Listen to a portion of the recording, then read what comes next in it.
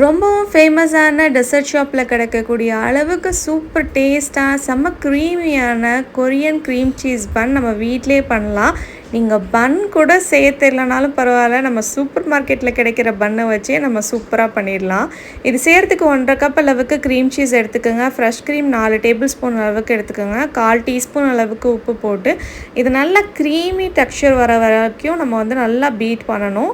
நல்லா பீட் பண்ணி ரெடி பண்ணி வச்சுக்கோங்க. இப்போ இதில் வந்து நம்ம பைப்பிங் பேக்கில் இதை ஃபில் பண்ணிக்கலாம். ஃபில் பண்ணி ஃபில்லிங் வந்து நம்ம ரெடி பண்ணி வச்சாச்சு. இப்போ அடுத்து பட்டர் வந்து ஒரு 1/2 கப் அளவுக்கு எடுத்துகிட்டு அதில் கண்டென்ஸ்டு மில்க்கு 2 டேபிள் ஸ்பூன் அளவுக்கு எடுத்துக்கோங்க. முட்டை 1 சேர்த்துக்குங்க.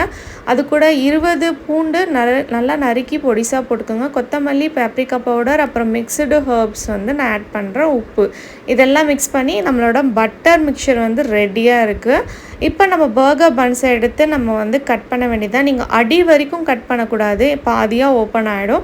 கீழே வந்து பேஸ்மெண்ட் வந்து கொஞ்சம் இருக்கிற மாதிரி வச்சு கட் பண்ணுங்கள். இது வந்து 8 பாதியாக நம்ம வந்து கட் பண்ணிக்கலாம். கட் பண்ணும்போது ரொம்ப கேர்ஃபுல்லாக கட் பண்ணுங்கள், பிரிஞ்சிடாமல்.